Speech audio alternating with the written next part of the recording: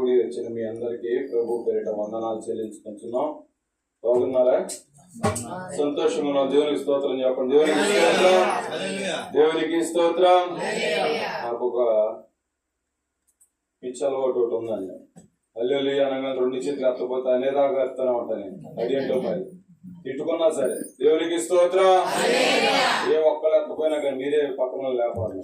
దేవునికి స్తోత్రం, దేవునికి స్తోత్రం, దేవునికి స్తోత్రం, దేవునికి స్తోత్రం, దేవునికి స్తోత్రం, దేవునికి స్తోత్రం, దేవునికి స్తోత్రం, దేవునికి స్తోత్రం. హల్లెలూయా, దేవునికి స్తోత్రం. ప్రియులారా, పరిశుద్ధ గ్రంథముల నుండి యెహెజ్కేలు గ్రంథం 37వ అధ్యాయం 3వ వచనం. యెహెజ్కేలు గ్రంథం 37వ అధ్యాయం 3వ వచనాన్ని ఆయన నరపుత్రుడా ఎండిపోయిన ఈ ఎముకలు బ్రతుకగలవా? చాలండి. ప్రార్థన. కృపగల తండ్రి, నీకు స్తోత్రాలు. యేసయ్య నామాన ప్రార్థిస్తున్నాం. చదవబడినటువంటి వాక్యము నీది, వాక్య భాగము నీది. నిజముగా నా తండ్రి, ఏ మాత్రమునో ఎరగిన వాడను, కొద్ది నిమిషాలు ఈ అల్పుడను అయోగ్యుడను ఏ మంచి లేనటువంటి నన్ను మరుగుపరిచి మీరు మాట్లాడమని, వినే చెవులను గ్రహించే మనసును మాకు దయచేయమని, నిద్రాత్మం దూరపరిచిన ఆయన ఇగో నాయన వినిన తోడనే వెలుగు కలిగిన నీ వాక్యం సెలవిస్తుంది. వింటున్నటువంటి మా హృదయాల్లోకి వెలుగు కలుగులాగున ఆ వెలుగులో నడిచేటువంటి వాడు పడిపోడన్నారు. మేము పడుకోకుండా జారిపోకుండా నీ ఆత్మీయ మేలు పొందడానికి కృప చూపించి సహాయం దయచేస్తారని యేసు నామమున అడిగి వేడుకొంచున్నాం తండ్రి, ఆమేన్. ప్రియులారా, ప్రవక్త, పెద్ద ప్రవక్తల్లో ఒక ప్రవక్త అయినటువంటి యెహెజ్కేలు గారు దేవుని యొక్క దర్శనమును పొంది, ఆ దర్శనంలో దేవుడు ఇలాగా యెహెజ్కేలుతో మాట్లాడుతున్నాడు. ఏమంటున్నాడంటే, చూడండి, ఆయన నరపుత్రుడా, ఎండిపోయిన ఈ ఎముకలు బ్రతకగలవా? మనకు తెలుసు ఎముకలు చాలా. ఎముకలు అంటే ఏమండి? ఆదివారం పూట తెచ్చుకుంటామే చీప్ వైట్, అంతేనా? ఆదివారం పూట తెస్తాం. మటన్ తెచ్చేవాళ్ళు రకరకాలుగా తెచ్చుకునేవాళ్ళు అంటారు. ఆఖరికి కోళ్ళు కూడా ఉంటది ఎముక. ఎముక బయటపడాలి అంటే పైన శరీరం కప్పబడినంత సేపు కనపడదు. కనపడిద్ది అంటారా? ఏమవ్వాలి? శరీరం ఎండిపోవాలి. ఎండిపోయిన తర్వాత ఎముకలు బయటపడతాయి. అవునా? ఇక్కడ ఏమంటున్నాడు దేవుడు? ప్రవక్తతో అంటున్నాడు, ఎండిన ఎముకల్లోకి ఏంటంట? ఎండిపోయిన ఎముకలు బ్రతకగలవా? ఎండిన ఎముకలు బ్రతకగలవా అంటున్నాడు. ఏంటిదంట? దేవునికి స్తోత్రం, దేవునికి స్తోత్రం, దేవునికి స్తోత్రం, దేవునికి స్తోత్రం. మా పెద్దలు అంటా ఉంటారు, బట్టకి జాడింపంట, క్రైస్తవుడికి కదిలింపంట, పప్పుకి తాలింపు. ఇవి ఉంటేనే ఇంపుగా ఉంటదంట. క్రైస్తవుడు ఏం చేస్తాడు తెలుసా? అయ్యగారు నువ్వు చెప్పేసి చెప్పుకో, నేను వినేది అనుకుంటా ఉంటా. అందుకని ఏం కావాలి? కదిలింపుగా కావాలి. ఎందుకంటే మిడ్ నైట్ కదా ఇది, అర్ధరాత్రి మధ్యలో తెరవని మీరు పెట్టేసి మమ్మల్ని పడుకొని పని చేస్తున్నారంట. ఒక దినము దేవుని యొక్క మందిరంలో గడుపుట 1000 దినముల కంటే శ్రేష్టం. దేవునికి స్తోత్రం, దేవునికి స్తోత్రం. ఇక్కడ వాక్యం చెప్తూ ఉంది, ప్రవక్తతో దేవుడు మాట్లాడుతున్నాడు, ఎండిన ఎముకలు బ్రతకగలవా? ఏంటిదంట? ఎండిన ఎముకలు బ్రతుకుతాయా? ఎవరిని గురించి మాట్లాడుతున్నాడు అని మనం చూస్తే, చూడండి 11వ వచనం. అక్కడ ప్రవక్తతో దేవుడు ఎవరిని గురించి మాట్లాడుతున్నాడు? ఎవరి ఎండిన ఎముకలు? అప్పుడు ఆయన నాతో ఇట్లా నేను నరపుత్రుడా ఈ ఎముకలు ఇశ్రాయేలీలందరినీ సూచించుచున్నవి. దేవునికి స్తోత్రం, దేవునికి స్తోత్రం, దేవునికి స్తోత్రం. ఈ ఎముకలన్నంటే ఎవరిని సూచిస్తూ ఉన్నాయి? ఇశ్రాయేలీలని. ఎవరి ఇశ్రాయేలీలు? ఎవరి ఇశ్రాయేలీలు? అక్కడ ఏమంటున్నాడు? 3వ వచనంలో అంటున్నాడు, ఎండిన ఎముకలు బ్రతకగలవా అంటున్నాడు. ఆ ఎండిన ఎముకలు ఎవరయ్యా అంటే ఇశ్రాయేలీలు అంటున్నాడు. అంటే ఇప్పుడు ఇశ్రాయేలీలు ఎముకలే ఇశ్రాయేలీలా? ఆలోచన చేయండి. ఇశ్రాయేలీలు ఎముకలే ఇశ్రాయేలీలా? ప్రియులారా, ఇశ్రాయేలీలు ఎముకలుగా మారిపోయారు, జీవం లేని వారిగా మారిపోయారు, చర్మం లేని వారిగా మారిపోయారు, సొగసైనను స్వరూపమైనను లేని వారిగా మారిపోయారు. వీరికి ఎక్కడి నుంచి వచ్చింది ఇది అంటే, ఆది కాండంలో ఆదాముకి దేవుడు ఏం చేశాడు? నేల మన్ను తీసి బొమ్మను చేసి మనిషిగా తయారు చేసి ఆ నాసిక రంధ్రాలు జీవవాయునోదగా ఆయన ఏమయ్యాడు? బ్రతికేటువంటి మనిషి అయ్యాడు. ఆయనే ఇశ్రాయేలీలకి మూల పురుషుడుగా ఉన్నాడు. ఇశ్రాయేలీలకేనా? సమస్త మానవాళికి ఆయన ఏమై ఉన్నాడు? మూల పురుషుడుగా ఉన్నాడు. ఇప్పుడు ఈ పురుషుడు ఏమైపోయాడంట?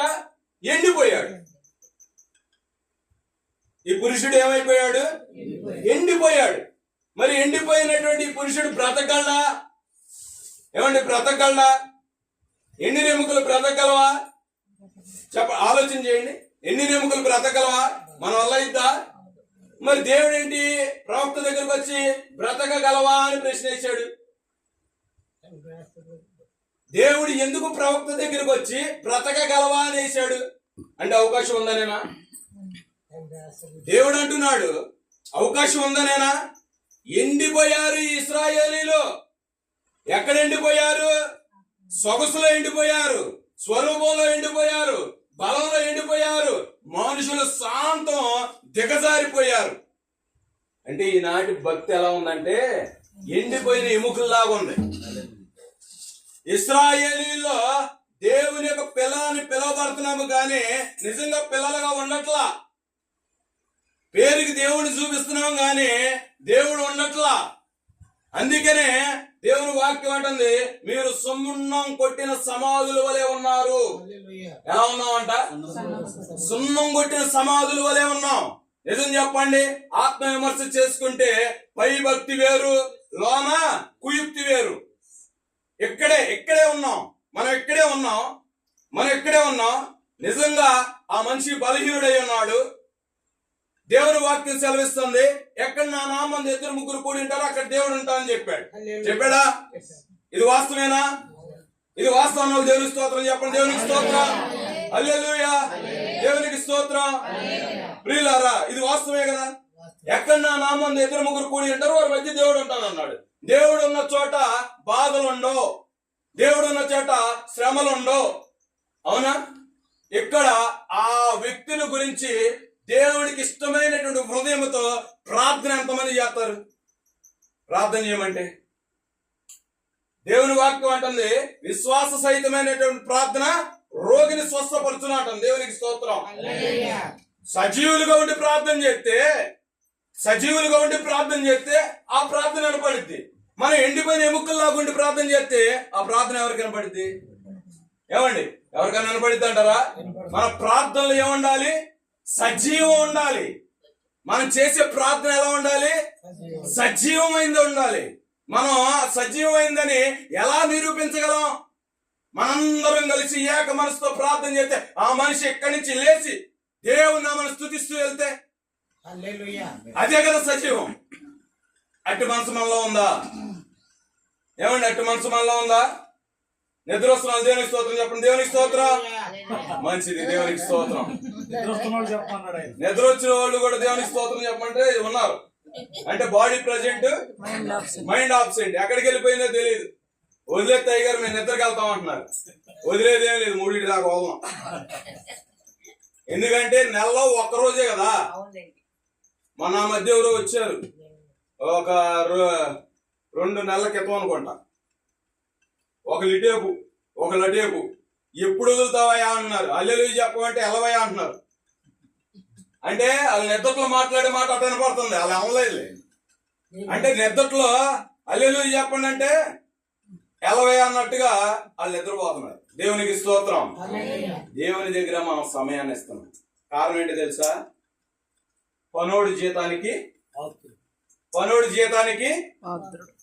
గట్టి చెప్పండి రా. పనోడి జీతానికి మనం చేసే ప్రార్థన తగ్గ జీతం దేవుడు మనకి ఇస్తాడా? ఇస్తాడు. వాళ్ళు దేవుని స్తోత్రం చెప్పండి. దేవుని స్తోత్రం. హల్లెలూయా, హల్లెలూయా. సంతోషంతో హల్లెలూయా. దేవుడు మన మధ్య ఉన్నాడు. హల్లెలూయా. దేవుడు మన మాట విన్నాడు. హల్లెలూయా. దేవుడు మనం చూస్తున్నాడు. హల్లెలూయా. మన హృదయాలు మారుస్తున్నాడు. హల్లెలూయా. వీళ్ళారా ఆలోచన చేయండి. మన హృదయం సచ్చిన ఎముకల వలె ఉండకూడదు. ఇశ్రాయేలీలు ఎందుకు సచ్చిన ఎముకల వలె మారారంటే వారిలో విశ్వాసం లేదు, వారిలో దేవుడి మాట అయిన స్థితి లేదు. ఎంతసేపు తిరుగుబాటు, సనుగుళ్ళు, గొనుగుళ్ళు. ఐగుప్తులో వాళ్ళు ఏడుస్తూ ఉన్నారు, చచ్చిపోయామయ్యా, ఇంకెప్పుడు మమ్మల్ని బయటికి తీస్తావు, మేము ఇక్కడ చచ్చిపోతున్నాం. ఐగుప్తులో ఎట్టి చాకరీ చేస్తూ మేము చచ్చిపోతున్నాం. ఎప్పుడో మా పితరులకు చెప్పావు వాగ్దానం, వస్తాడని చెప్పావు, ఇడిపిస్తాడని చెప్పావు, ఇంకెప్పుడు అని అక్కడంట ఏడిచారంట అండి. ఏడిస్తే దేవుడు ఆ వాగ్దానాన్ని గుర్తుపెట్టుకొని మోషేని పంపించి అక్కడ 11 సూచక్రియలు చేసి ఆయన తీసుకొని వస్తూ ఉంటే ఆ యొక్క వెట్టి చాకరీ నుంచి, ఆ శ్రమల్లో నుంచి, ఆ బాధల్లో నుంచి వాడిని తీసుకొని వస్తూ ఉంటే ప్రియులారా ఎర్ర సముద్రం అడ్డొచ్చిందంట. ఏమొచ్చింది? ఎర్ర సముద్రం అడ్డొచ్చిందంట. వెనక చూస్తేనేమో ఫరో సైన్యం తరుగుతూ వస్తుంది. ఎదరు పరిగెడదామంటేనేమో ఎర్ర సముద్రం అడ్డుకుంది. ఏం చేయాలంటే రాత్రంతా ప్రార్థన చేసి ఇంటికి వెళ్ళగానే ఇంటికాడ ఏదో ప్రమాదం జరిగింది. ఏం చేయాలి? ఎంత అంటున్నాడు? రాత్రంతయు శ్రమ పడినా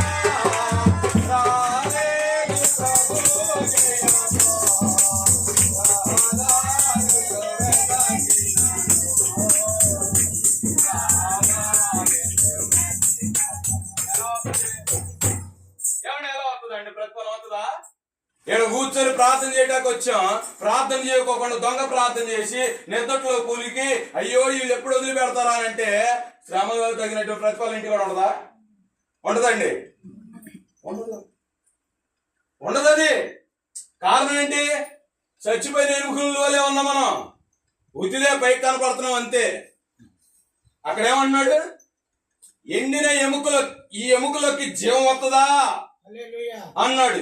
ఏ ఎముకలయ్యా అని దేవుణ్ణి మళ్ళీ ఈ ప్రవక్త అడుగుతుంటే అన్నాడు, ఇశ్రాయేలీలు ఎండిపోయిన ఎముకల వలె ఉన్నారు. ఇశ్రాయేలీలు ఎవరయ్యా అంటే దేవుని చేత ఏర్పరచబడిన వారు, దేవునితోనూ మనుషునితోనూ పోరాడి గెలిచిన వాడు యాకోబు. యాకోబుకు మరొక పేరు ఇశ్రాయేలు. యాకోబుకు మరొక పేరేమి? ఇశ్రాయేలు. ఎవరు పెట్టారు? దేవుడు పెట్టాడు. యాకోబు నీ పేరేంటి? యాకోబు నీ పేరేంటి అని అడిగితే అయ్యా నేను మోసగాడిని అయ్యా. యాకోబు అనే నామానికి అర్థం మోసగాడు అని ఒప్పుకున్నాడు ఆయన. ఏమని ఒప్పుకున్నాడు? మళ్ళీ తండ్రి నీ దగ్గరికి వెళ్తే ఏమన్నాడు? తండ్రి దగ్గర ఏం చెప్పాడు? నేనేనా ఏసావని అన్నాడా? అక్కడ ఒప్పుకోలేదు కదా. ఆ స్వభావం ఉందేమో దేవుడు పరీక్షించాడు. ఇంత శ్రమలో పడి ఇంత ప్రార్థన చేసిన కన్నా మారు మనసు వస్తుందేమో, వచ్చిందా రాలేదని పరీక్షించాడు. ఈ రోజున మీ పేర్లు అడిగితే ఏం చెప్తారు? ఏమండి నేను కుళ్ళుపోతాండి నా పేరు, ఏమండి నేను గర్వపోతుంది, నేను ఏమండి నాలో అహంకారం ఉంది, నాలో చీకటి బ్రతుకులు ఉన్నాయి అని చెప్పగలరా? ఏమండి చెప్పగలరా? యథార్థత ఉందా? దేవుడు దాన్నే కోరుకుంటున్నాడు. ఇంకా మందిలో ఏముంది? ఎండిన ఎముకలమే. ఆ మనసు మనకు రానప్పుడు ఎండిన ఎముకలమే. ఆ మనసు ఎప్పుడైతే మనకు వస్తుందో, ఎప్పుడు లోనున్నటువంటిది, పైన ఉన్నటువంటిది కాదు, లోనున్నటువంటి హృదయంలో ఉన్నటువంటి కుళ్ళు, అసూయ, ద్వేషాలు, క్రోధాలు, మత్సరాలు, ఒక్కొక్క పేరు కలిగిన వారమై ఉన్నాం మనం. మన లోపల ఉన్నటువంటి విగ్రహం, ఏ విగ్రహం అయితే ఉందో ఆ విగ్రహం కలిగిన వారమై ఉన్నాం. దేవుడు వచ్చి అడుగుతున్నాడు, అమ్మా నీ పేరేంటి? నీ విగ్రహం చెప్తావా? చెప్పనంత వరకు ఎండిన ఎముకలతో సమానమే. ఇక్కడ దిద్దుబాటు అనేది అదే. ఇక్కడ ప్రార్థన చేయటం కారణం అదే. ఏంటిది? లేదయ్యా, మేము ఎండిన ఎముకలము కాదు, సజీవులమైన ఇశ్రాయేలీయులు మేము అని చెప్పగలిగిన ధైర్యం ఎవరికి ఉంది? నేను ఇశ్రాయేలీయుడును, దేవునితోనూ మనుషులతోనూ పోరాడి గెలిచిన వాడిని, నేను సజీవమైన ఇశ్రాయేలీయులను, నేను ఎండిన ఎముకను కాదయ్యా అని చెప్పగలిగిన ధైర్యం ఉందా? వాక్యం అంటుంది, నీ భక్తి నీకు ధైర్యమును పుట్టిస్తుందా? నీ యథార్థ ప్రవర్తన నీ నిరీక్షణకు ఆధారమైందా లేదా? దేవుని వాక్యం మనల్ని మన హృదయంతో పరిశీలన చేసుకోవాలి. పై పై పై పై భక్తి కాదు. దైవ స్వరూపి గొప్పతనం నేను చెప్పను, కానీ దైవ స్వరూపిలో ఉన్నటువంటి భక్తి లోతు లోపల ఉన్నదాన్ని ఎక్కడంట? దేవుని వాక్యం అంటుంది, 2 అంచులు కలిగిన వాడి అని ఖడ్గమయ్యండి ప్రాణ ఆత్మ కేల మూలుగులోనికి వెళ్లి దూరు మట్టునంత వరకు దూరుచు తలంపులను శోధిస్తుంది. ఎక్కడికి వెళ్ళి? కాళ్ళలోకి, మూలుగులోకి వెళ్ళంట హృదయంలో ఉన్న తలంపులను శోధిస్తుందంట. ఎందుకు మనం బలహీనం అయ్యాం? ఎందుకు వ్యాధిగ్రస్తులం అవుతున్నాం? ఎందుకు కాలు యొక్క బలహీనత వచ్చింది అంటే మన ఆలోచన ఎలా ఉందో తెలుసా? దొంగతనానికి పరిగెత్తు, పాపానికి పరిగెత్తు, ఇదిగో ఎల్లగొండ చోటుకి అపవిత్ర స్థలానికి పరిగెత్తు అని హృదయం ఆదేశిస్తే కాలు ఏం చేస్తుంది? పరిగెడుతుంది. హృదయం ఆదేశిస్తే కాలు పరిగెడుతుంది. ఇదిగో వ్యభిచారానికి పరిగెత్తు, ఇదిగో నీ ఇంట్లో మోసం చేయి, నిన్ను కట్టుకున్న భార్యను మోసం చేయి అని హృదయం ఆదేశించగానే కాలు ఏం చేస్తుంది? రైట్ పరిగెడుతుంది. ఎవరికి బలహీనత ఇప్పుడు? దుష్టుడు కాళ్ళు విరగొట్టువాడని నేనే అంటాడు దేవుడు. దేవునికి స్తోత్రం. కాలు బలహీనత వచ్చింది. ఇప్పుడు ఎక్కడ సరి చేయాలి? కాలు కాదు, హృదయంలో ఉన్న తలంపును సరి చేయాలి. హృదయంలో ఉన్న తలంపు ఉండదు కదా, వాక్యం అంటుంది ఏంటంట? హృదయంలో ఉన్న తలంపులను శోధిస్తుందంట. ఇదిగో నువ్వు అక్కడికి వెళ్ళావు కదా, నువ్వు అక్కడికి వెళ్ళి తప్పు చేసి వచ్చావు కదా, అందుకే ఈ బలహీనత. దైవ స్వరూపి సహవాసం ఉన్నటువంటి భక్తి దిద్దుబాట్లే. మాకు వేరే ఏం ఉండవు, ట్రైనింగ్లు ఉండవు. ప్రార్థనలు, దిద్దుబాట్లు, విజ్ఞాపన ప్రార్థన, స్తుతి ప్రార్థన, దిద్దుబాటు ప్రార్థన, ఈ తప్ప ఇంకోటి మాకు ఏది ఉండదండి. దిద్దుబాటు అంటే ఏంటో తెలుసా? తెలిసిన దేవునికి స్తోత్రం చెప్పండి. దేవునికి స్తోత్రం, దేవునికి స్తోత్రం, దేవునికి స్తోత్రం, దేవునికి స్తోత్రం. దిద్దుబాటు అంటే చిన్నపిల్లలు స్కూల్లోకి వెళ్ళి బల్పం పట్టుకొని రాటాకి ఆలు రాటాకి ఏం చేస్తారు? టీచరు ఒక్క లైన్ రాస్తే వీడు దిద్ది దిద్ది దిద్ది దిద్ది దిద్ది దిద్ది ఆ పలకంతా చేస్తారు. అవునా? అది వాడు నేర్చుకోవడానికి. మేం చేసి దిద్దుబాటు ఏంటో తెలుసా? అయ్యా నేను పాపిని క్షమించే, వ్యభిచారిని క్షమించని ప్రతి ఒక్క పాపాన్ని ఒప్పుకొని దేవుడు క్షమించేంత వరకు అదే పాపాన్ని ఒప్పుకోవటం మేం చేసే దిద్దుబాటు. ఆడికేం జ్ఞానం పెరగాలి, మాకేమో పాపం తగ్గాలి. ఏం తగ్గాలి? పాపం తగ్గాలి. దేవునికి విరోధం అండి. దేవుడి వాక్యం అంటది కదా, రక్షింపనేరక ఎండినట్లు యెహోవా హస్తము కాలేదు, విననేరక ఎండినట్లు ఆయన చెవులు మందం కాలేదు. ఏం అడ్డు వచ్చినాయి అంట? ఈ పాపాలు, నీ దోషాలు అడ్డు వచ్చినాయి. ఇప్పుడు ఆ పాపాల దోషాలు ఏం చేస్తాం? ఈ మధ్యలో ఉంది కాబట్టి తీసాట పడేస్తాం. మరి దేవుడికి మనకు మధ్యలో ఉన్నదాన్ని ఎలా తెస్తాం? ఎంతవరకు ఒప్పుకోవాలయ్యా? పోయేంతవరకు ఒప్పుకోవాలి. నేను క్షమించాను, ఇదిగో దీని మీద నీకు జయాన్ని ఇచ్చాను, ఇదిగో ఈ పాప నేను క్షమించాను అనేంత వరకు ఏం చేయాలి? ఒప్పుకోవాలి. ఆవిడ అంతా దిద్దిన తర్వాత రాయిరా అంటే అప్పుడు ఏం చేస్తాడు? రాస్తాడు. మనం కూడా దిద్దిన తర్వాత క్షమించానంటే మన మనసులో ఒక పాపం పోయినట్టే. దేవునికి స్తోత్రం. దిద్దుబాటు ప్రాముఖ్యం. బలహీనతలు పోవాలన్నా, కుటుంబాల సమస్యలు పోవాలన్నా, అనారోగ్యాలు పోవాలన్నా దేవుని దగ్గర కూర్చొని ఏం చేయాలి? దిద్దుబాటు చేయాలి. ఇది ఎవరు చేస్తారు తెలుసా? సజీవులైన ఇశ్రాయేలీలు చేస్తారు. ఎండిపోయిన ఇశ్రాయేలీలు చేయరు. ఎండిపోయిన ఎముకలు లాంటి ఇశ్రాయేలీలు చేయరు. మీరంతా సజీవులైన ఇశ్రాయేలీలు అని అంటున్నా. దేవునికి స్తోత్రం. దేవునికి స్తోత్రం. నిజమేనా? మీరంతా సజీవులైన ఇశ్రాయేలీలు అనగానే దేవుని స్తోత్రం అవునని చెప్పారు. ఇప్పుడు మనసుతో చెప్పండి, నోటితో కాదు. మేము సజీవులమైన ఇశ్రాయేలీలువేనండి, మాలో ఏ పాపం లేదు, మాలో ఏ పాపం లేదు. ఇదిగో ఇక్కడి నుంచి వెళ్ళిన తర్వాత ఇక పాపం అంటే మేము ఎరగమండి అన్నవాళ్ళు చెప్పండి. అసలు పాపం అంటే ఏంటో తెలుసా? పాపం అంటే ఏంటో తెలుసా? ఆజ్ఞాతిక్రమే పాపం. అవునా? ఆజ్ఞాతిక్రమే పాపం.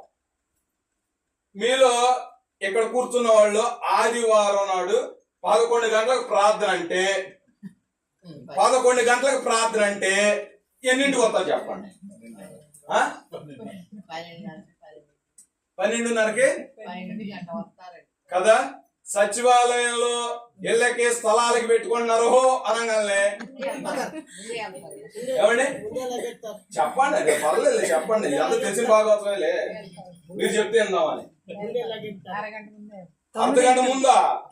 రేపు నేను వెళ్ళాలని ఈ పూటకు పనులని చేసుకుంటారు. ఏమండి, దేవుడు కోవకనగా కనబడుతున్నాడు. దేవుని వాక్యము బతిలాడి బామాలి చెప్తున్నారు కదా, అందుకే ఆయన ఏమన్నాడు? ఎర్రివాడిగా కనబడుతున్నారు. ఆజ్ఞాతిక్రమే. మరి మీరంతా ఆజ్ఞాతిక్రమిస్తున్నారు కదా, పాపులా కాదా? ఏమండి కాదా? అవునా? మరి ఒప్పుకోవాలి కదా. ఒప్పుకున్న తర్వాత ఏం చేయకూడదు? మళ్ళీ చేయకూడదు. చేయకూడదు. మళ్ళీ ప్రతి ఆదివారం అదేగా, ప్రతి ఆదివారం అదేనా? ఎవరో ఒక అమ్మ అంట రోజు ప్రార్థనకు వస్తుందంట, బాబు బతకటాకు కూడా లేదయ్యా, దేవుడు ఏదైనా సాయం చేస్తే బతుకుతాం అని చెప్పేసి రోజు ప్రార్థనకు టయానికి వస్తా ఉంటే దేవుడు అంట కనికరించి ఒక గేదెని ఇచ్చాడంట. కనికరించి ఒక గేదెని ఇచ్చాడంట. సర్లే అని చెప్పి ఆ గేదెను చూసుకొని క్రమంగా ప్రార్థనకు వస్తుందంట. క్రమంగా ప్రార్థనకు వస్తుంటే ఇంకో గేదెలు ఇచ్చాడంట. 2 గేదెలు వచ్చేపాటికి 11 గంటలకల్లా, 5 నిమిషాల్లో 11 గంటలకల్లా వచ్చే ఆమె 11:05 వస్తుందంట. అంటే ఎంత పెరిగింది? 10 నిమిషాలు లేట్ అయింది. ఏమా శాంతమ్మ ఏంటి లేటుగా వస్తున్నావు, ఎప్పుడు ముందుండేదాని? ఏం చేస్తామయ్యా, నాకు 2 వచ్చినాయిగా, రానప్పుడేమో ఇస్తే బాగుండు అన్నాడు. వచ్చిన తర్వాత ఆ 2 చూసుకొని ఇంట్లో చూసుకొని వచ్చేప్పటికి 10 నిమిషాలు లేట్ అయిందయ్యా అన్నాడు. బాగా ప్రార్థన చేస్తాను అన్న.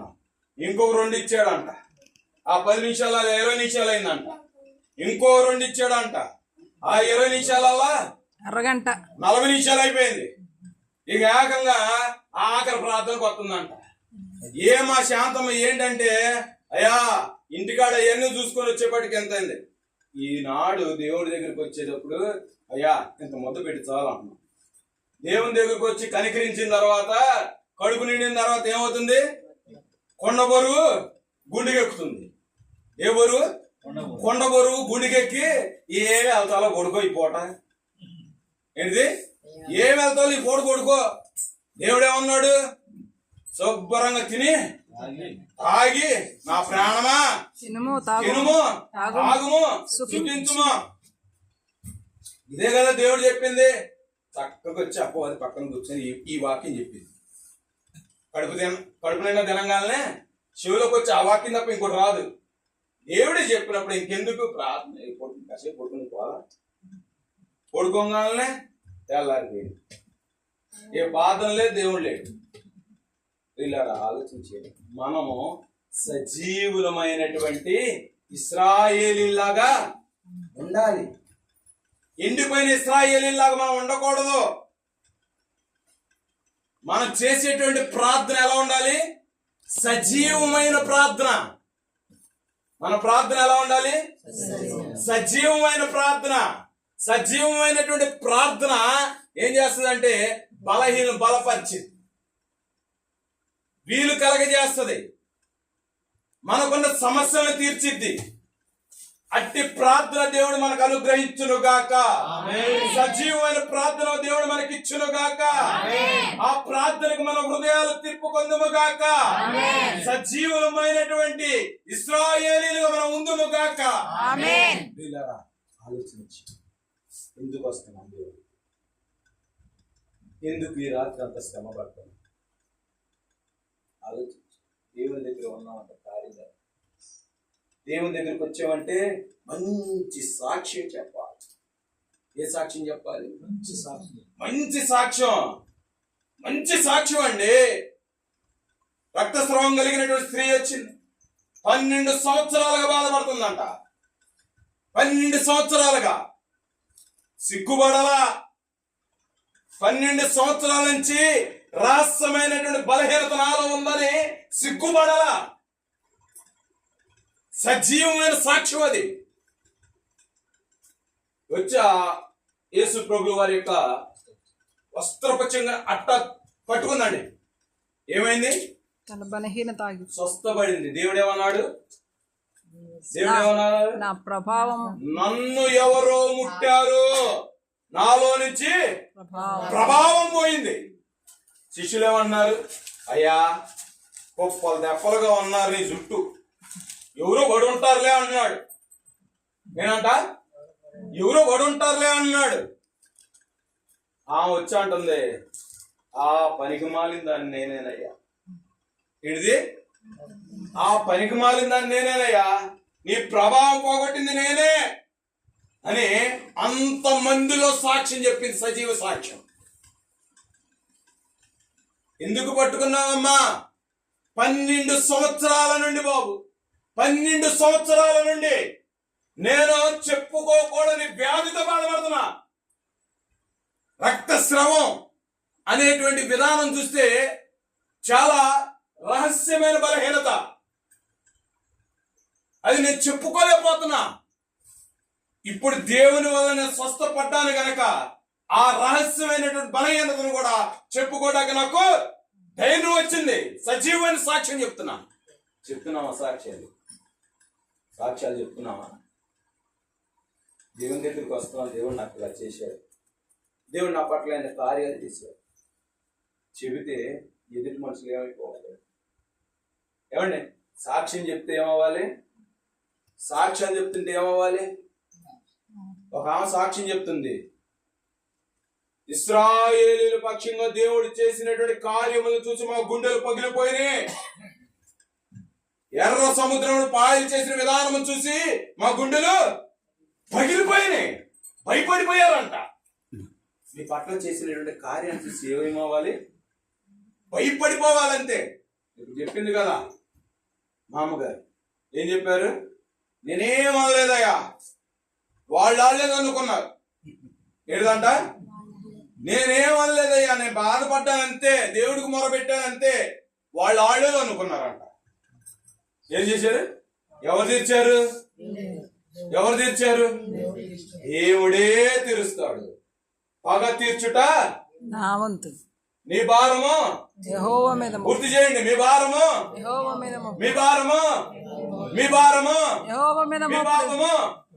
దేవుడి దగ్గర ఒప్పుకోవాలి. దేవుడు మేము ఒప్పండి. మీరు పాపా చేసి దేవుడి మీద పెట్టండి. అదే చేశాడు. తినొద్దనప్పుడు తిన్నాడు. బాబు నన్ను క్షమించన్నాడా? నువ్వు ఇచ్చిన ఈ స్త్రీ వల్లే అన్నాడు. అది ఈ తిప్పలన్నమాట. ఈ తిప్పలన్నీ అయ్యే. ఆయన లేచిన కానీ ఆర్టీసీ బస్సులో తిరుగుతాడు. ఇంటికాడ పిల్లల్ని కానీ పెంచి పెద్దలు చేసి నీ బాధని ఎక్కడి నుంచి వచ్చింది? ఇది యథార్థమైన హృదయం లేనందువల్ల. ఏం లేనందువలన? యథార్థమైన హృదయం లేనందువలన మనం ఏమయ్యాము? ఎండిపోయిన ఎముకలు లాంటి ఇశ్రాయేలీలుగా ఉన్నాం. ప్రార్థన చేసినంత మాత్రాన కాదండి, హృదయపూర్వకమైన ప్రార్థన చేయాలి. ఏం చేయాలి? హృదయపూర్వకమైన ప్రార్థన చేయాలి. ఆ ప్రార్థన కూడా ఎలా ఉండాలో తెలుసా? భయముతోను భక్తితోను చేయాలి. ఏదో మొక్కుబడికి చేయని అవసరంలా. ఏదో మొక్కుబడికి అయ్యో ఎలా పోతే ఏమంటాడు అయ్యగారు కోసం వస్తుంది అమ్మగారు. ఈ రోజు ఎలా పోతే రేపు పొద్దున అయ్యగారు కలిసి అడుగుతాడేమో, అందుకు వస్తుంది అమ్మగారు. మా పిల్లోడికి బాగా లేదని చెప్పేసి పిల్లోడు బాగా చదువుకోవాలి, పాస్ అవ్వాలని వస్తుంది అమ్మగారు. వీళ్ళారా, స్వార్థపూర్వకమైనటువంటిది దేవుడికి సమస్తం తెలుసు. తెలియదంటారా? తెలియదంటారా? మనం మనుషులు ఎదుట నీతిమంతులను అనిపించుకుంటాము గానీ దేవుడు మన హృదయాన్ని పరిశీలించేవాడు. వాక్యం ఉంది, దేవుడు ఏం పరిశీలిస్తాడు? హృదయాన్ని పరిశీలిస్తాడు. మన హృదయంలో ఏముందో తెలియదా దేవుడికి? ఏమండి అంటది, ఇదిగో ఈ శ్రమలోంచి గనక నన్ను తప్పిస్తే ఇక నేను దేవుడి పాదాలు విడిచిపెట్టి బయటికి రానయ్యా. శ్రమలో ఉన్నప్పుడు ఇక ఏం లేదు, నా సావైన బతుకని ఇక ఆయన పాదాల దగ్గరే. దేవుడు నిజమేనమ్మా, దేవుడు క్షమించే దేవుడు కదా. క్షమించే ఆమె స్వస్థించామనుకో, ఇక అయ్యా అయ్యా అయ్యా అడ్రస్ కూడా ఉండదు, పాదాల దగ్గర ఉంటానమ్మా, ఏదేదో చెప్తారు. మనం ఎలా ఉండాలి? మనం ఎలా ఉండాలి? సజీవులమైన ఇశ్రాయేలీలుగా ఉండాలి. ఎలా ఉండాలి? సజీవులమైన ఇశ్రాయేలీలుగా ఉండాలి. దేవునితోను మనుషునితో పోరాడి గెలిచిన వారిగా ఉండాలి. ఎండిపోయిన ఎముకలు లాంటి ఇశ్రాయేలీలుగా. ఆ ఎముకలు ఏం చూపిస్తున్నాయి అంట? ఆ ఎముకలు ఏం చూపిస్తున్నాయి? ఇశ్రాయేలీలు చూపిస్తున్నాయి. అక్కడ వాక్యం చదివాం కదా, 11వ వచనం ఏమంది? ఏమనుంది? ఇశ్రాయేలీలందరినీ సూచించుచున్నది. ఇశ్రాయేలీలందరినీ సూచిస్తూ ఉన్నదంట. వీళ్ళ ఆలోచన చేయి. ఈ అర సముద్రం దగ్గరకు వచ్చారు. ఐగుప్తులో ఉన్నప్పుడే ఏడిచారు. దేవుడు వచ్చి కార్యాలు చేసి తీసుకొచ్చాడు. మళ్ళీ శత్రువులు వెంటబడుతున్నారని ఎదురు చూస్తేనేమో సముద్రం ఉందని ఇక ఆడు నిలిచిపోయి ఏం చేయాలి ఇప్పుడు? అన్ని కార్యాలు చేసినప్పుడు దేవుని అడగొచ్చు కదా. ఏమంటే అడగొచ్చా లేదా? మమ్మల్ని ఐగుప్తులో ఉంటే మమ్మల్ని పంపిను పొరవ అంటే ఆయన ఎన్ని కార్యాలు చేశాడో గుర్తు చేసుకోవాలి కదా. గుర్తు చేసుకోవటం మానేసి ఐగుప్తుల సమాధులు లేవన్నా మమ్మల్ని ఎక్కడ తీసుకు చంపుదాం అంటారు. ఎక్కడ న్యాయం అండి చెప్పండి? పిలిచిన వాళ్ళు ఆళ్లే. ఏమండి పిలిచిన వాళ్ళు ఆళ్లే. సర్లే పిలుతున్నారో వచ్చాడు, ఆయన కాపాడుతూ నాన్న తిప్పలు పడ్డాడు. సరే తీసుకెళ్తున్నాడు. ఇన్ని కార్యాలు చూపించినప్పుడు దేవుడిని అడుక్కోకుండా మళ్ళీ దేవుడి మీద ఏం చేస్తున్నారు? నిందేస్తున్నాడు. ఈ సేవకుడు ఏం చేస్తారు ఇంకా? ఏమండి ఎంతమంది ఇశ్రాయేలీలు ఎండిపోతే సేవకుడు ఎంతవరకు చూస్తాడు? ఇక ఆయన మొదలు పెట్టాడు దేవుడి దగ్గర. అయ్యా అన్నాడు, మోషే నీ బాహుబలం ఎంత తక్కువైందా, నీ చేయి చాపు అన్నాడు. ఎంత గొప్ప కార్యం! ఏమండి ఎంత గొప్ప కార్యం!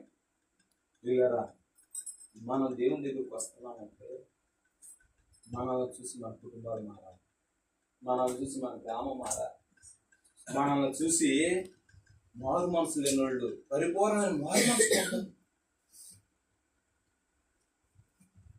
స్త్రీలతో అంటున్నాడు, అవిశ్వాసి అనేటువంటి భార్య విశ్వాసి అనేటువంటి భర్తను చూసి మారిద్దంట.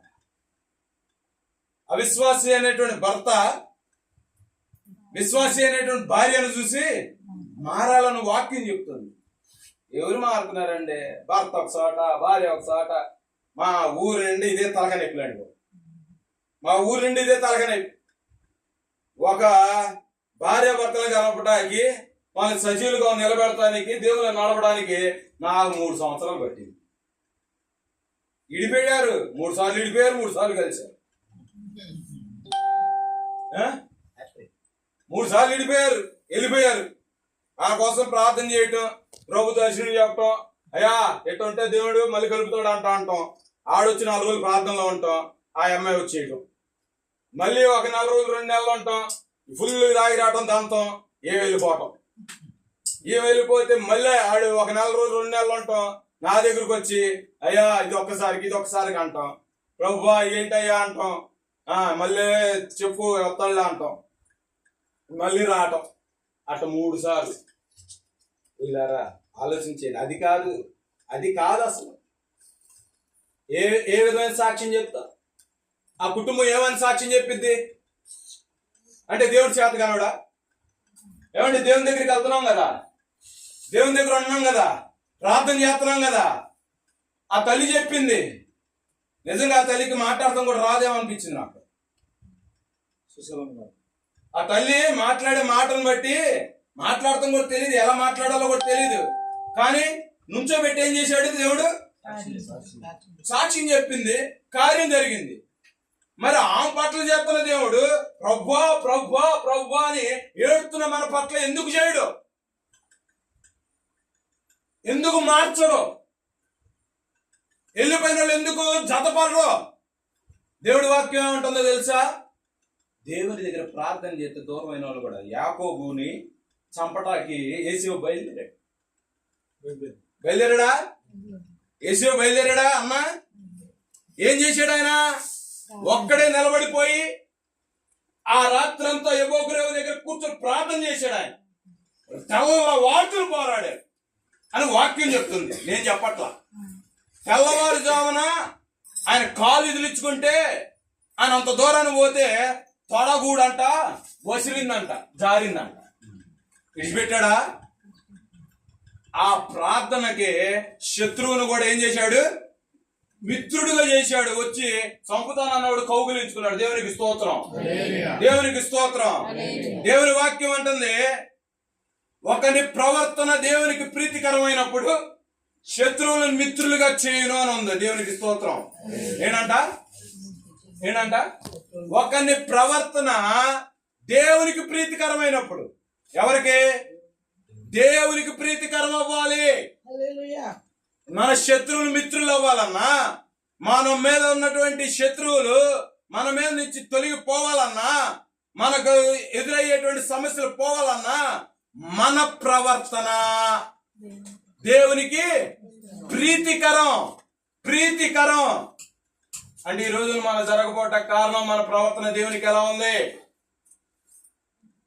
ఎందుకని సమస్యలు రావని నేను అంటలేదండి. సమస్యలు వస్తాయి, ప్రతి ఒక్కరికి సమస్యలు వస్తాయి. గొప్పవాడని చెప్పిన వాడికే సమస్య వచ్చింది. దేవుని చేత యథార్థవంతుడు, నీతిపరుడు అని ఆయన నోటితో ఆయన ఒప్పుకున్న ఆయనకే శ్రమ వచ్చింది. కానీ ఆ శ్రమ తర్వాత ఏమొచ్చింది? రెండింతల ఆశీర్వాదం వచ్చింది. వీళ్ళ ఆలోచన చేయండి. మరి మనకెందుకు రావట్లా? ప్రార్థన చేస్తున్నాం, వాక్యాలు చదువుతున్నాం, పాటలు పాడుతున్నాం, సాక్ష్యాలు చెప్తున్నాం, ఎందుకు రావట్లా? ఎందుకు జరగట్లా? బుద్ధిదే. ఎండిపోయిన ఎముకలు లాంటి ఇశ్రాయేలీలుగానే ఉన్నాం మనం. దేవుని దగ్గర ఏదో కనపడుతున్నాం కానీ సజీవులుగా మనం లేము. మనం చేసే ప్రార్థన మనకు ఉపయోగపడాలి, మనం కార్చే కన్నీరు మనకు ఉపయోగపడాలి, మనం పడే వేదన ఆశీర్వాదకరంగా మార్చబడాలి. వీళ్ళారా దేవుని వాక్యం ఉంటుంది, నా పేరు పెట్టబడిన నా జనులు తమను తాము తగ్గించుకొని నన్ను వెతికి ప్రార్థన చేసిన ఎల్లా చేస్తానన్న కీడు చేయక వారిని బట్టి వారి దేశాన్ని కాపాడుతాను అన్నాడు. అవునా? దేశాన్ని కాపాడుతాను అన్నాడుగా. ఇక్కడ 3 మాటలు చెప్తున్నాడు. తమను తాము తగ్గించుకొని చెడుతనాన్ని విడిచిపెట్టి దేవుణ్ణి వెతికిన ఎల్లా, 4వది ప్రార్థన చేసిన ఎల్లా. ఈ 3 మాటలు చెప్తున్నాయి. ఈ 3 మాటలు చెప్తున్నారు. మనం ఉన్నామా ఈ 3 మాటల్లో? తగ్గింపు అంటే ఏంటి? ఏమండి తగ్గింపు అంటే ఏంటి? మనకంటే పెద్దల దగ్గరికి వెళ్ళి ఇలా వినయంగా మాట్లాడుతామా?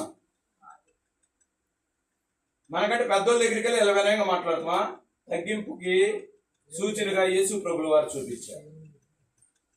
మానవుల పాదాలు పట్టుకొని కడిగాడు.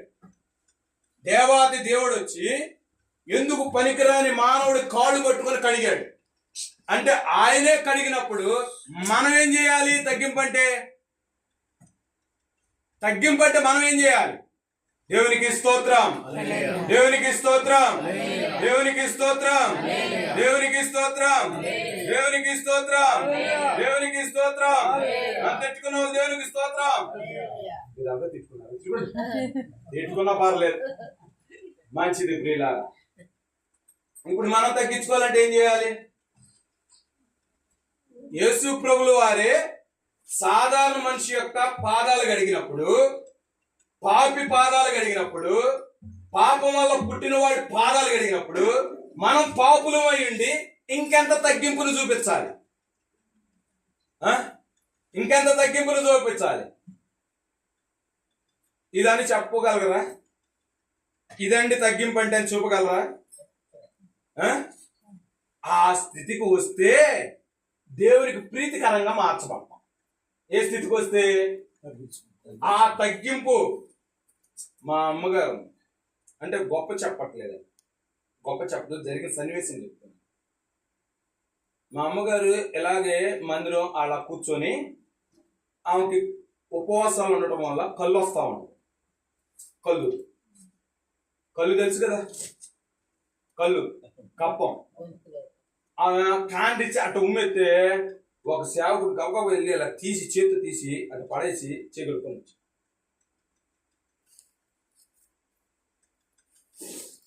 అంటే ఒక కళ్ళు చూస్తేనే కాండిస్తేనే పక్కన ఉండదు కదా,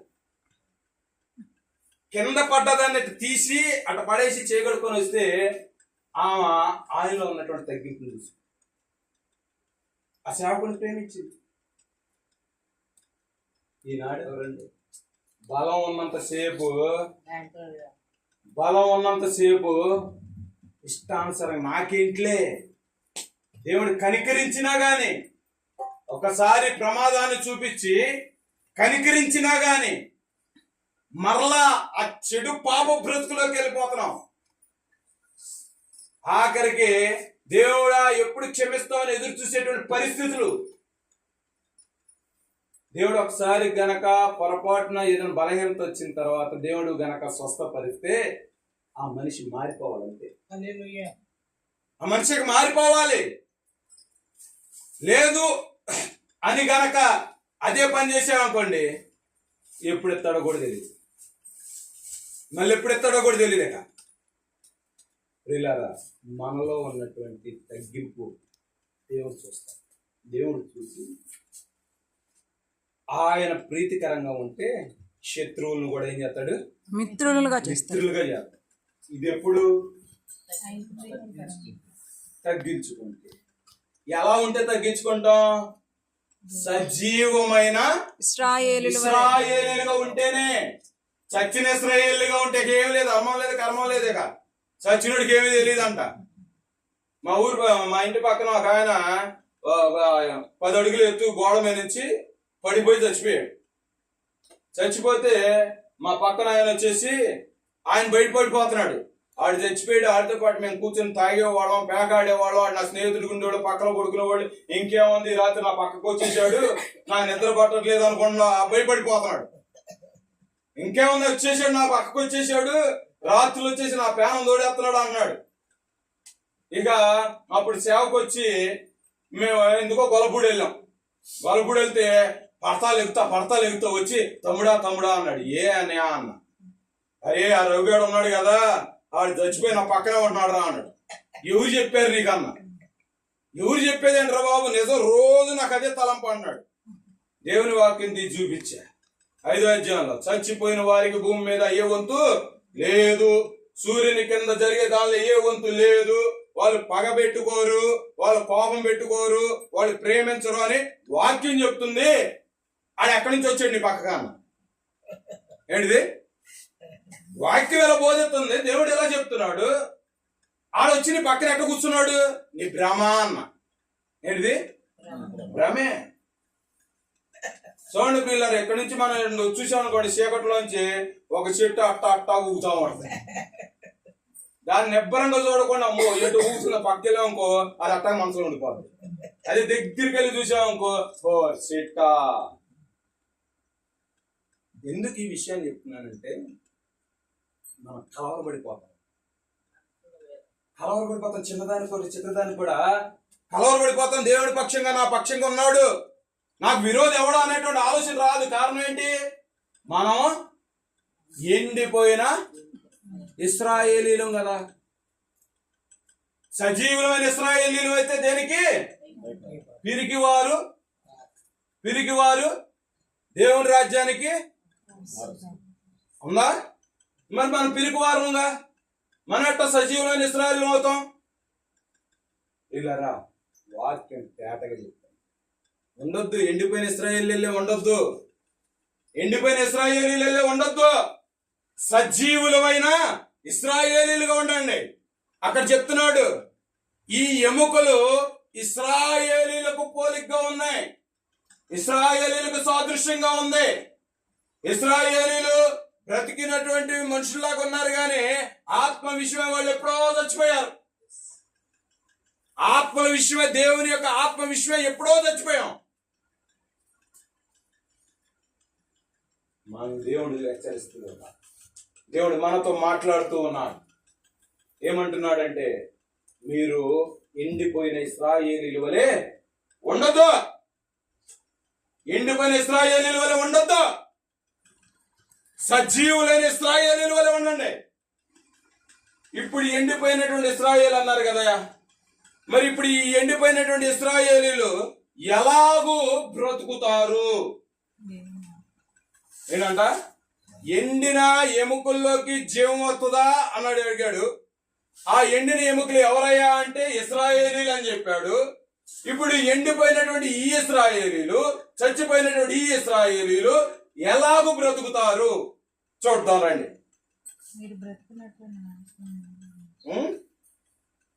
చూద్దాం రండి.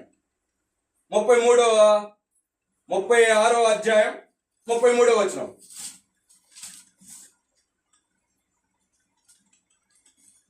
ఎహెజ్కేలు గ్రంథం.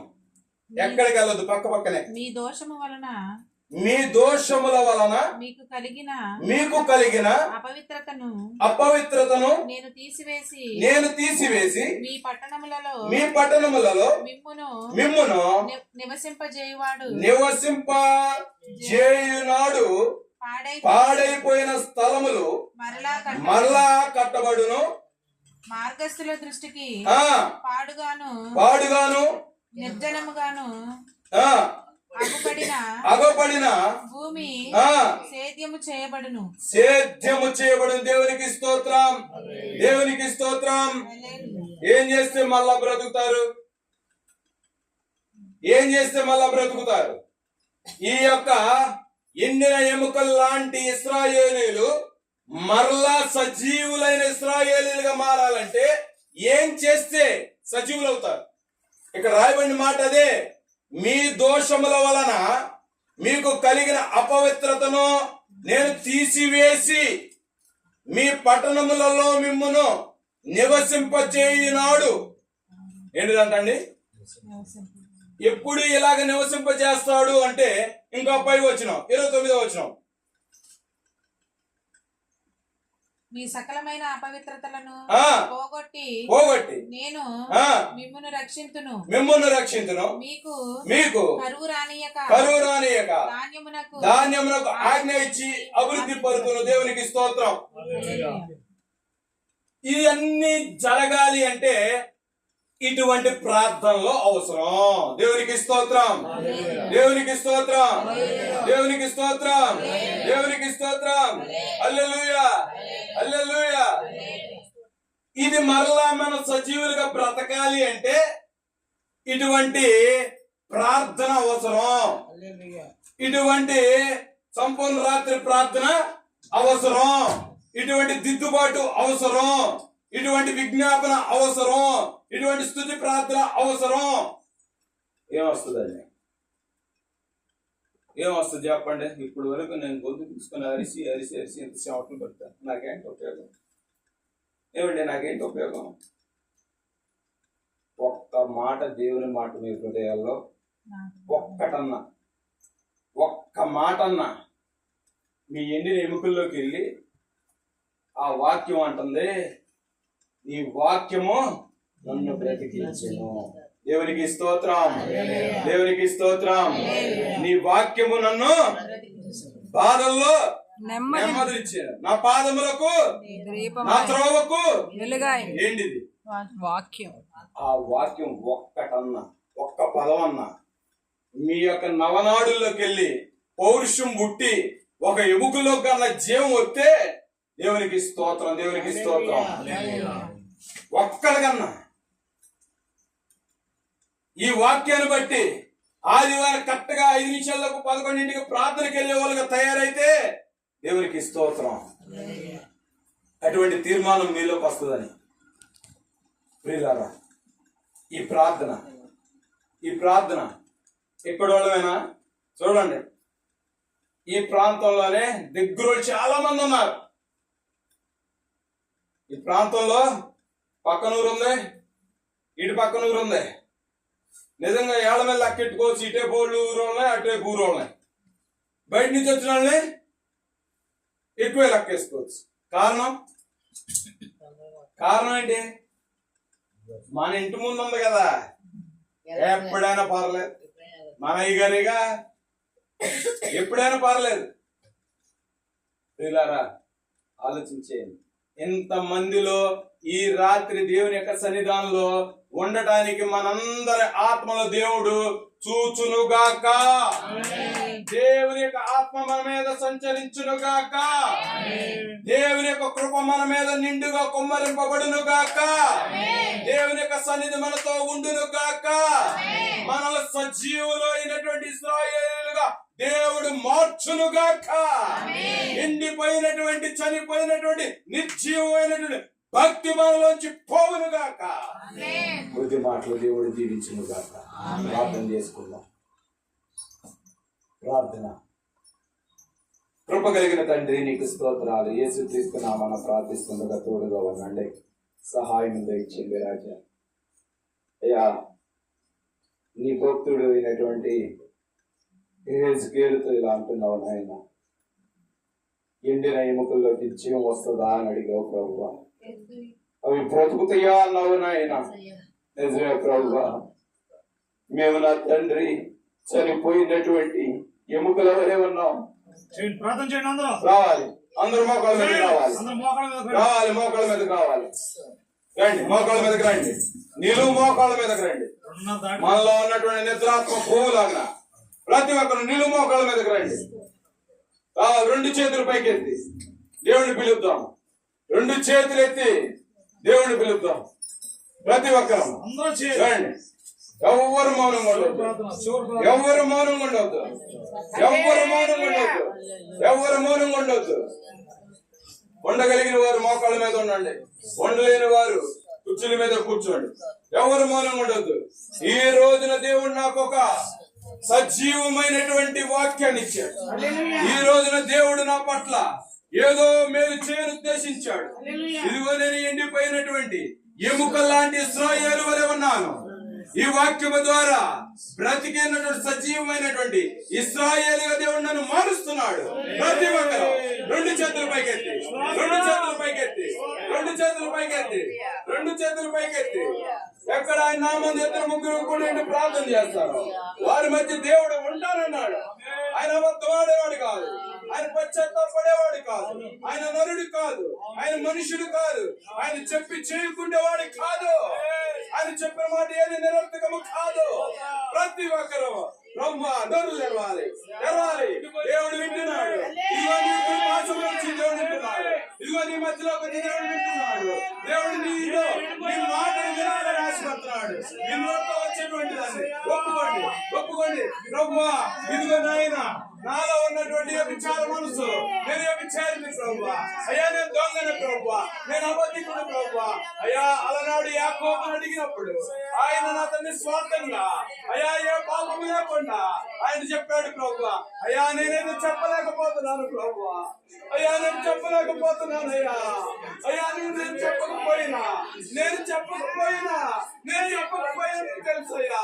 అయ్యా, నేను చెప్పకపోయినా నీకు తెలుసయ్యా. అయ్యా, నేను పాపిని ప్రభువా, నేను దొంగను ప్రభువా, నేను అబద్ధికుడు ప్రభువా, నేను కొట్టే మాటలు మాట్లాడు. ఎవరు మనం కొట్టొద్దమ్మా, ఒప్పుకోండి. దేవుడు వింటున్నాడు. ఈ